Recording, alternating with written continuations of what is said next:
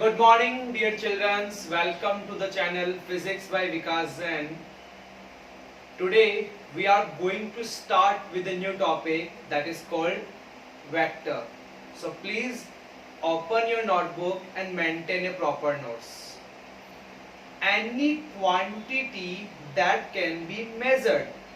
ऐसी क्वांटिटी को जिसको आप और मैं दोनों मिलके मेजर कर सकते हैं बेटा, उसे क्या कहा जाता है? Physical quantity. क्या कहा जाता है उसे? Physical quantity. Some of the physical quantity only require magnitude in their measurement. उनके मेजरमेंट में ओनली क्या चाहिए? वैल्यू चाहिए, मैग्नीट्यूड चाहिए. उनको कहा जाता है बेटा scalar. Example: mass, distance, speed, time, they are the example of scalar. कभी शॉपकीपर के पास गए हो आप और आपने उससे कुछ परचेज किया होगा. Suppose you are going to purchase sugar, तो आप क्या बोलते हो? भैया please give me 2 kg sugar. Simple. कभी आपने ऐसा कहा है कि भैया give me 2 kg sugar towards north, towards south? कभी आपने डायरेक्शन स्पेसिफाई की है? कभी नहीं की. सपोज आपने किससे टाइम पूछा कि what is the time by your watch? It is 2 o'clock by south. कभी ऐसा नहीं बोला होगा आपने. The quantity which only require magnitude, जिसे ओनली वैल्यू चाहिए, उसे क्या कहा जाता है बेटा? Scalar. The quantity which require magnitude plus direction, जिसका मैग्नीट्यूड भी है, वैल्यू भी है और डायरेक्शन भी है, उसे क्या कहा जाता है बेटा? Vector. Example: displacement, velocity, acceleration, force and many more. These are the example of vectors.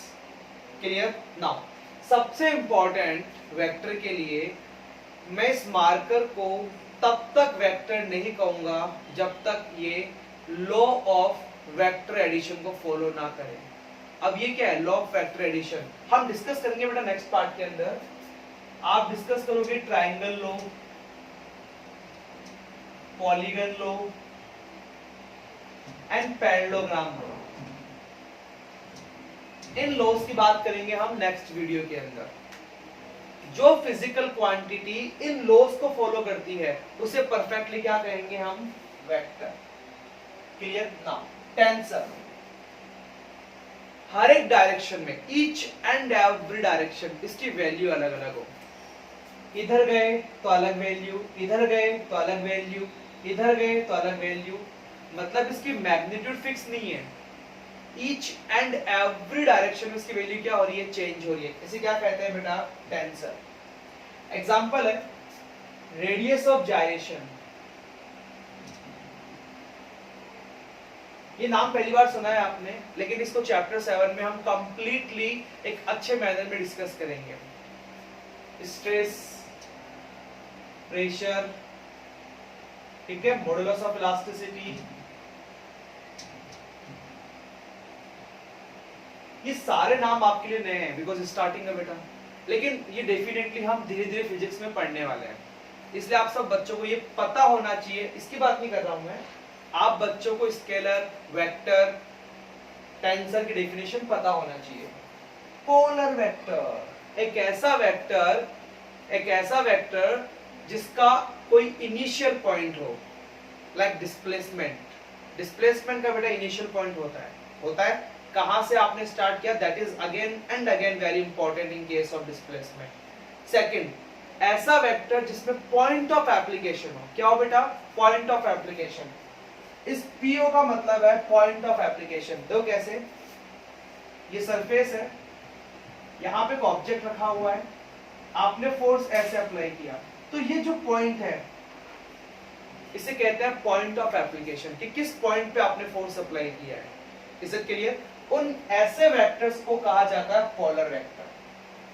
Axial vector, the vector which is acting along the axis of rotation. Suppose ये एक्सिस ऑफ रोटेशन है, ये object ऐसे rotate कर रहा है, तो ऐसे vectors को रिप्रेजेंट करने के लिए हम किसका यूज करेंगे बेटा? एक्सियल वेक्टर का। रोटेशन का मतलब हो गया एंगुलर मोमेंटम। अगर मैं सीधे रास्ते पे दौड़ रहा हूं तो मोमेंटम है, लेकिन अगर ऑब्जेक्ट ऐसे रोटेट कर रहा है तो आपका एंगुलर मोमेंटम है। और ऐसो को डिनोट करने के लिए क्या यूज करते हैं बेटा? Axial vector. Next, equal vector, मतलब दो वेक्टर्स को इक्वल आप तभी कहोगे जब उनका मैग्नीट्यूड इक्वल हो और डायरेक्शन सेम हो। देखो ऐसे दोनों की लेंथ सेम है, दोनों की डायरेक्शन सेम है, इन्हें क्या कहोगे आप? Equal vector. और इसे दोनों का मैग्नीट्यूड सेम है लेकिन दोनों की डायरेक्शन ऑपोजिट है, उसे कहेंगे बेटा नेगेटिव ऑफ ए वेक्टर। अगर ऐसे है तो इक्वल वेक्टर और ऐसे है तो negative of A vector. Zero vector, एक ऐसा वेक्टर जिसका मैग्नीट्यूड जीरो हो। अब आप बोलोगे सर जब है ही मैग्नीट्यूड जीरो तो उसको यूज करने की नीड क्या है? बताता हूं बेटा। अगर मुझे डिस्प्लेसमेंट, आप यहां से गए घूम फिर के वापस आ गए, ठीक है, तो आपका डिस्प्लेसमेंट कितना होगा? जीरो। इसे वेक्टर में कैसे रिप्रेजेंट किया जाएगा? Zero vector. ठीक है, आपका डिस्प्लेसमेंट जीरो है तो आपकी वेलोसिटी भी क्या होगी? Zero. Again zero vector. Zero vector की कोई स्पेसिफिक डायरेक्शन नहीं होती। तो आपको समझ में आया बेटा? Physical quantity, scalar, vector, tensor, polar vector, axial vector, equal vector, negative of vector और जीरो वेक्टर। अब हम बात करते हैं कुछ नए नाम की। ओके, नाउ नेक्स्ट, को इनिशियल वेक्टर, को इनिशियल वेक्टर, को टर्मिनस वेक्टर। आपको बताऊंगा मैं सारी चीजें क्या है, ठीक है। को प्लेनर वेक्टर, को लीनियर वेक्टर। सर नाम से बहुत कुछ पता लग रहा है। सबसे पहले को इनिशियल, ऐसे वेक्टर जिनका इनिशियल पॉइंट कॉमन हो, जैसे ये रहा बेटा। ओके, को टर्मिनस वेक्टर, ऐसे वेक्टर जिनका एंडिंग पॉइंट एक हो। ये क्या है बेटा? Coterminous vector. Coplanar, sir ऐसे वेक्टर जिनका एक ही प्लेन हो, लाइक एक्स वाई। कैसे प्लेन बेटा? X Y plane, X Z plane और वाई जेड प्लेन, मतलब कोई भी एक प्लेन हो। को प्लेन, जैसे ऐसे देखो, ऐसे ये एक्स एक्सिस, ये वाई एक्सिस। अगर यहां पे कोई भी है, जितने भी वेक्टर्स यहां पे होंगे उन्हें क्या कहा जाएगा? कोप्लेनर। कोलिनियर, कोलिनियर का मतलब एक ही लाइन के along, like that, this is the called collinear vector. अब ये इक्वल भी हो सकते हैं और इक्वल नहीं भी हो सकते। आया समझ में?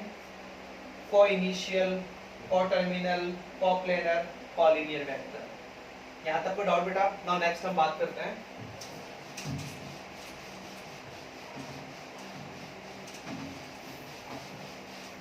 ओके, नेक्स्ट बात करते हैं पोजीशन वेक्टर की। किसकी बात करेंगे? पोजीशन वेक्टर की। तो सबसे पहले देखो, ये बनाइए एक्स एक्सिस, ये वाई एक्सिस और ये क्लास 11th है, पॉइंट P, इसके कोऑर्डिनेट है x, y। ओके, ये ओरिजिन है। तो विद रेस्पेक्ट टू ओरिजिन हमारी क्या पोजीशन है? क्लास 11th की क्या पोजीशन है? ये मिलाया मैंने। ये जो आपका OP वेक्टर है, ये जो OP वेक्टर है, इसे कहा जाता है बेटा, सॉरी, इसे कहा जाता है पोजीशन वेक्टर। क्या कहते हैं इसे? Position vector. अब आप बच्चे एक जगह टिकने वाले नहीं हो। अब आप यहां पहुंच गए, आपकी न्यू पोजीशन x2, y2, ये है OQ वेक्टर। ये भी क्या है बेटा? Position vector. क्लियर? नाउ कहां से कहां जा रहे हो बेटा? P से Q। ये जो PQ वेक्टर है इसे कहते हैं अपन डिस्प्लेसमेंट वेक्टर। क्या कहते हैं इसे? Displacement vector. यहां तक को डाउट आपको? ये इनिशियल पॉइंट है तो आप कह सकते हो इनिशियल पोजीशन वेक्टर, ये फाइनल पॉइंट है तो फाइनल पोजीशन वेक्टर, और ये जो है इनिशियल पॉइंट से फाइनल पॉइंट, इसे क्या कहा जाएगा? Displacement vector. एक बार नहीं, दो बार नहीं, तीन बार इस वीडियो को देखना, सारी चीजें आपके माइंड में फिट होनी चाहिए। Is that clear? Now next. Now अब हम बात करते हैं एक सबसे important topic, that is called unit vector. सुनना बेटा बहुत अच्छे से। यूनिट मतलब एक ऐसा वेक्टर जिसका मैग्नीट्यूड कितना है? 1। जिसका मैग्नीट्यूड कितना है? 1। और ये यूनिट वेक्टर किसके लिए यूज में आता है? To specify the direction. To specify the direction. Direction को स्पेसिफाई करने के लिए एक्स एक्सिस, वाई एक्सिस और जेड एक्सिस, उन्हें स्पेसिफाई करने के लिए किसका यूज किया जाएगा बेटा? यूनिट वेक्टर का। अब एक बात करते हैं बहुत सिंपल, यूनिट वेक्टर को रिप्रेजेंट किससे किया जाएगा? कोई भी फिजिकल क्वांटिटी, सपोज ए, उसके ऊपर ये लगाया जाएगा, तो इसे क्या पढ़ोगे आप? A cap. और इसी ए कैप को क्या कहा जाएगा बेटा? Unit vector. अब कुछ स्पेसिफिक यूनिट वेक्टर्स हैं जो आपको याद होना चाहिए। सबसे पहले है आई कैप। आई कैप का मतलब बेटा unit vector along x axis. For example suppose मैंने लिखा tan आई कैप, इसका मतलब है आप बच्चे किस डायरेक्शन में जा रहे हो? एक्स डायरेक्शन में। स्पेसिफाई होगा डायरेक्शन, tan जो भी उसकी वैल्यू है। z cap unit vector along y axis. k cap unit vector along z axis. So i cap क्या है बेटा? Unit vector along x axis. j cap क्या है? Unit vector along y axis. और k कैप क्या है? Unit vector along z axis. अब एक बात सुनो अच्छे से, ये ओरिजिन है, ये x है और ये y है। सपोज एक पॉइंट P है, इसके कोऑर्डिनेट्स है x1, y1, तो इसका पोजीशन वेक्टर लिखोगे कैसे? मिलाओ इससे, क्या लिखोगे बेटा? OP vector is equal to x1 i cap magnitude और इसकी डायरेक्शन, हो गया ना वेक्टर? Magnitude and direction. इसको लिखोगे y1 और y की तरफ क्या है बेटा? j cap. ये लो x1 i cap plus y1 j cap, ये रिप्रेजेंटेशन है।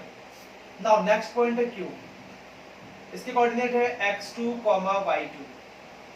Now OQ vector, OQ vector बताओ क्लास 11 क्या लिखा जाए? x2 i cap plus y2 j cap. Clear? अब बात आती है बेटा किसी वेक्टर के मैग्नीट्यूड को निकाले कैसे? अगर आपको ऐसा कहीं दिख जाए तो उसका मैग्नीट्यूड कैसे निकालोगे? और उस मैग्नीट्यूड का एक नाम है, जैसे कहा जाता है मॉडुलस। क्वेश्चन ये है कि एक मैग्नीट्यूड गिवन है, आप उसका एक वेक्टर गिवन है, आप उसका मैग्नीट्यूड कैसे निकालोगे? उसका दूसरा नाम है मॉडुलस। तो क्या होगा? ओपी वेक्टर, ये रिप्रेजेंटेशन ध्यान रखना, ओपी वेक्टर का मॉडुलस या सिंपल ओपी कैसे निकालोगे? ये फॉर्मूला आप सब बच्चों को याद होना चाहिए।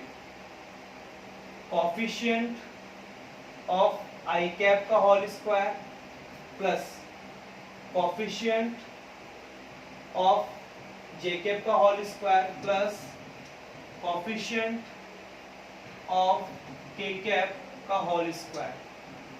This is the method to calculate the modulus or magnitude of any physical quantity.